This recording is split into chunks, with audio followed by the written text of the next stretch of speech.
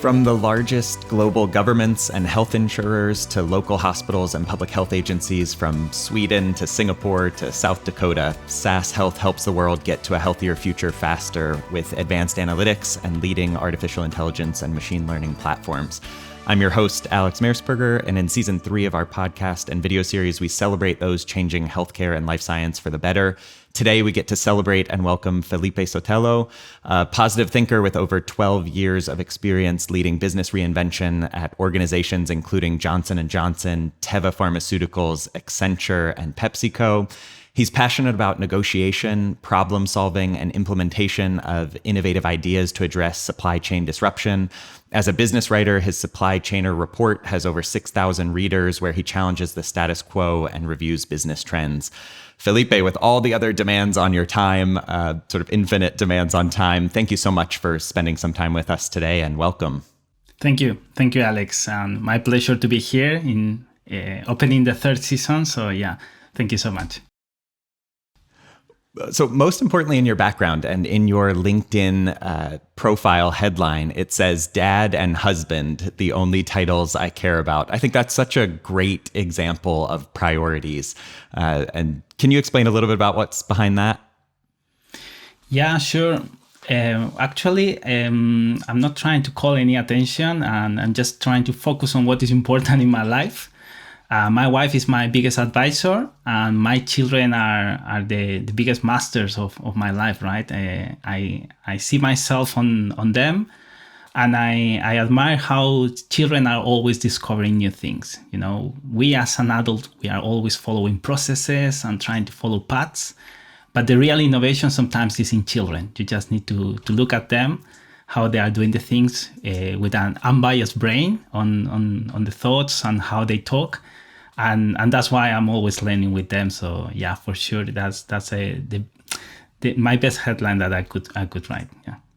Really appreciate that and really love that. I think curiosity is definitely our code, and we sometimes lose a little bit of that as adults. I share very similar sentiments with my wife and kids. So you've led demand planning across industries and across countries. So everything from life-saving drugs to Nike shoes to bags of chips. Clearly, the pandemic has changed everything for demand planners. With now some of the restrictions lifted, what would you identify as the single most important change in demand planning because of the pandemic?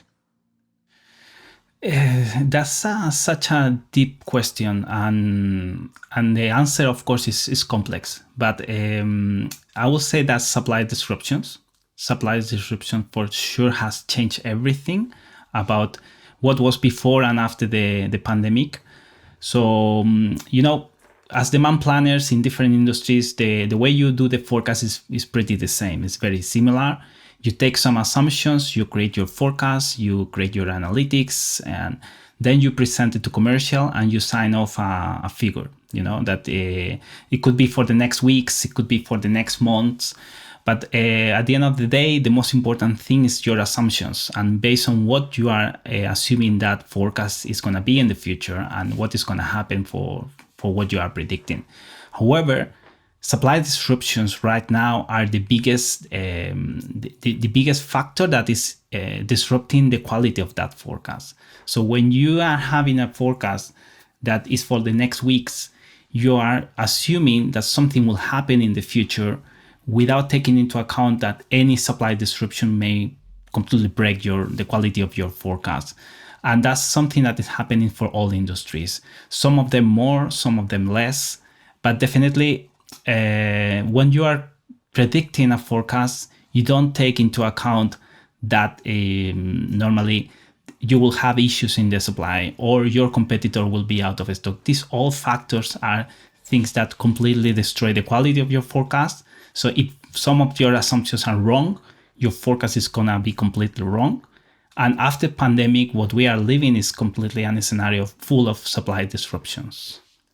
Yeah, those assumptions you talked about, I think right now, obviously, we have to deal with pandemic, and so there's disease, there's wars, there's also new ventures. A lot of capital has flowed into the healthcare space and other industries. In some ways, it's never been easier to get funding and start up a company.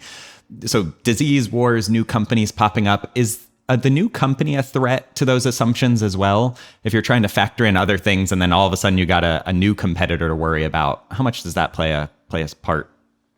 Yeah, for sure, it's something that is gonna change your assumptions. And if you don't take into account the competition, what it's gonna do on the next moves on the competition, the quality of your forecast will be completely destroyed. We shouldn't take it for granted that what is happening is completely new, Alex. I think that 100 years ago, in the beginning of 20th century, in the second decade, they were living pretty the same. They were after First World War. They were completely disrupted by the automobile, the gas, and new ways of transportation, logistics. So, for example, in the pharma business, companies like Merck or Johnson & Johnson, they were pretty new right now. So what we are living is not completely new. It's something that has happened in the past. But for sure, it's very important to take into account those competitors, because in the next 20, 30 years, they could be the incumbents. Yeah. I love that perspective. I think looking at sort of what's old is new, and it all comes full circle a lot of times. You've written about accuracy, agility, and speed, that there's that right mix at the right time of trying to get the accuracy right, make sure you get the right amount of products, and then agility and speed. How reactionary is the supply chain right now? That's a good question, because what I have been always seeing is that our supply chains are defined for being cost effective. That's from the definition of our supply chains. And right now, what we are trying to find is reliability in those supply chains. So agility comes to the equation where actually our forecast cannot be perfect and cannot be more accurate than what we would like to have. So especially now in pandemic, we see that the forecast is not accurate as we would like for certain factors that, of course, are almost impossible to predict.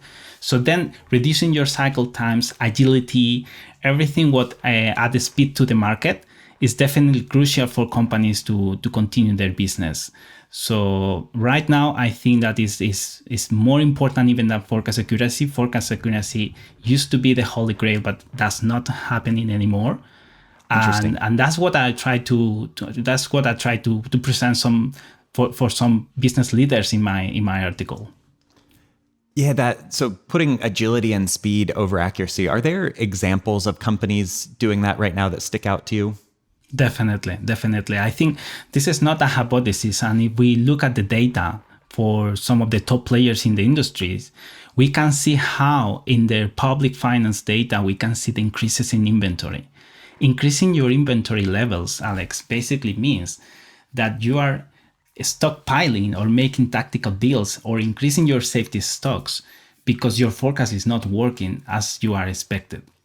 So anytime the forecast accuracy is harder to achieve, so we are increasing as top players inventory levels in order to maintain those customer services and the level of reliability in our supply chain that we are trying to predict. In my article, I put as an example Amazon and Apple, that both of them are clearly in their public financial statements increasing their inventory levels, and as a consequence of an increase on their cost of goods. And is that true? Is agility and speed, maybe even over accuracy, true in life science and pharmaceuticals as well? Clearly in heavily regulated environments, you've got to deliver on the demand forecasting for all three, right? Accuracy, Correct. Agility, and speed? Correct. I mean, in pharma business, we have a complexity added. That is the regulatory environment, as you have said. And that's something that most of the time, demand forecast cannot control what is going to happen with this uncontrollable variable. So it's another complexity that we are adding to the equation. So as we have been speaking now, our forecast levels of accuracy are not good enough. So if you add more complexity, in this case, the environment, in the regulatory environment in our forecast, the level of the error is much bigger. So definitely in life science, at least in pharma, your forecast error is even higher because of these complexities. This basically what it means is that you need more agility than ever before. You have to reduce your cycle times in order to increase the level of the service in your customers. This is the complexity versus simplicity, I think, is a question I want to explore with you, because you've worked across industries and across countries. So for PepsiCo, for Accenture, where you had relationship with Nike and other retail brands, is it simplicity of industry, or is it technology that's that much better? Or is it a mix of both that makes some industries much better at forecasting demand and matching it through the supply chain? So that's a deep question, I will say, because I've been collaborating with several industries, several companies, and I would say that simplicity comes when you have a clear strategy of what you want to do. So if you have a clear strategy, your simplicity comes automatically from reducing any non-value added activities.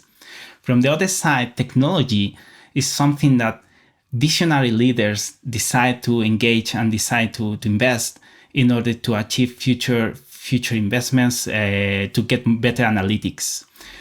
My response to this is I have seen both cases where there are companies with a very clear strategy, very good strategy, but not very good in technology and getting the data to support their hypothesis and their strategy.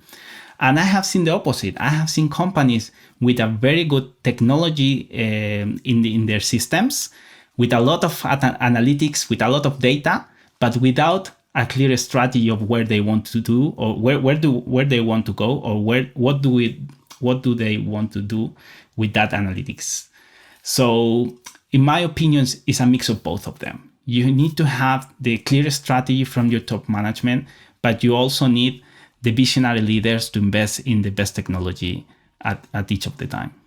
I like how you removed the industry, though, that even in heavily regulated industries, even in a life science or a healthcare delivery, and even in the retail shoes, that it takes people and technology, that it's not just sort of the magic mix, or it is the magic mix of both. It's not just one thing that's going to put you ahead. And so I appreciate the focus on strategy and removing some of that complexity, even if it's there just industry-wide. Let's talk healthcare very specifically. Early on, pandemic, and so sort of March 2020, it seemed like protective equipment, masks and gowns and such were difficult to find. Then it was vaccine ingredients and the cold freezers and the supply chain to store them in. Then it was antiviral drugs, testing equipment. Are those somewhat basics of the pandemic? Are they now covered largely? Or are we entering a sort of peak and valley phase of the healthcare supply chain? Will there be more cyclical demand challenges that come up? So, Alex, every company is taking different strategies, but as we have said, the main focus now and the big change after pandemic is to focus on reliability in our supply chains to deliver these products, these essential products, technological equipment for hospitals, protective equipment, and so on. And every company is taking different strategies. However, especially in the life science and in this case in pharma, I will say that the main factor is supply chain shortages. So we will continue facing supply chain shortages. My prediction is that we will be living this up until 2024 at least. So the situation will not get better soon. Companies are working on reliability into get those materials on time, but believe me that this type of switches in their strategies don't take from one month to another. So it takes some time to change their strategies. So for sure we will be living these next years as a supply chain of shortages about everything, not only life science, not only pharma. And I think this is going to be the new reality, the new reality. I needed some positivity for you or from you that we would be out of this a little bit faster. But 2024 sounds like a long way off. It sounds like there's going to be a lot of sort of finding out and setting new strategy. Yeah, I mean, part of the article that I wanted to share with industry leaders is the reality that we are living right now in terms of all the variabilities and complexities related to inflation, war, and many, many factors that will make these strategies really hard to accomplish. So as I said, companies are really focused, top players are really focusing on reliability. As we have discussed, the data is there with clear examples from top companies increasing the level of inventories to have these products available for their customers and their patients. But I predict that until 2024, we will not finish these supply chain shortages. Yep. There's also lots of headlines on sort of that globalization era is over, that individual countries are going to try to onshore and manufacture and have their own supply chains as much as possible. That can't really be true, can it? I'm a big believer of globalization. I think it's the biggest democratization tool for everyone, not only in economics, not only in business, but also people, generations that we are living right now with different countries. And there's no country that can live without another one. What I mean is that these are very geopolitical decisions and strategic decisions that for sure they have the foundations on investments and, as I said, focusing on reliability. But these are very top-level geopolitical decisions that countries are considering to invest and to localize industries, which I believe in some cases is a good decision based on privacy and security and so on. And it's gonna be an interesting time. I don't know exactly the answer, but for sure, these are geopolitical decisions. Globalization is not completely gone. I love the quote in there that you basically can't survive on your own, that you need other people. I think that's true in life and sort of personal wise, and it's true country wise. And so I appreciate that perspective. One question I have for you, again, with the sort of headlines that we see, is around new normal or next normal. You've talked a lot about just how much risk there is and how many assumptions have to go into the supply chain. Getting to 2024, we'll say that your prediction comes true, supply chains get a little bit more normalized, there's sort of that new strategy that's set. How is the assumption and the risk going to be factored in then? Will it be like, hey, this is the world pre-2020 and we're going back to these smooth sailing supply chains? Or is there going to be still a lot of turbulence from a country individual standpoint trying to source supplies? I don't want to be pessimistic, Alex, but I think the post-pandemic scenario looks quite different than what we used to live before. As I said, our supply chain as a definition are based on cost efficiency. What we are trying to draw into the future is to have reliability in those supply chains, but also at the cost efficiency. So both of them will require a lot of effort. Additionally, companies are really involved in promising and having green promises about footprint and so on. So if you can imagine that all these variables at the end land in the same complexity, that is, your products will not be available because you have inflation, you have shortages, you have localization, you have a lot of geopolitical decisions that by the end of the day, not only at 2024, but in the future, for sure, reliability will be the biggest key for all of the companies in order to get this mitigation of supply chain shortages. Well, I'm glad we have your expertise on it because I think you mentioned just how important leadership and strategy, the people are, and then how important the technology side. And it sounds like throughout your career, you've blended both. And so and you strike me as a very optimistic person. And you obviously talked about how important your kids are to you and to the future. What's one thing that makes you optimistic about the future? That's a good question. Yes, because as a father, I want to leave a better world for our kids, right? And I believe it's very important to focus on, as I said, in our carbon footprint, in sustainability. Supply chain leaders and top companies are really investing on that. So despite of all these issues with supply disruptions and shortages and so on, we should continue. I mean, companies should continue investing in sustainability. That's, for me, the most important thing for the future. There's so much demand on your time. Thank you so much for listening and participating and viewing. We can't wait to continue creating a healthier future with you. There are so many real challenges in the world. We hope that wherever you are, there are ways to find and be the good around you. We welcome you to the conversation at our email address, thehealthpulsepodcast@sas.com, and here in the comments and YouTube. See you next time.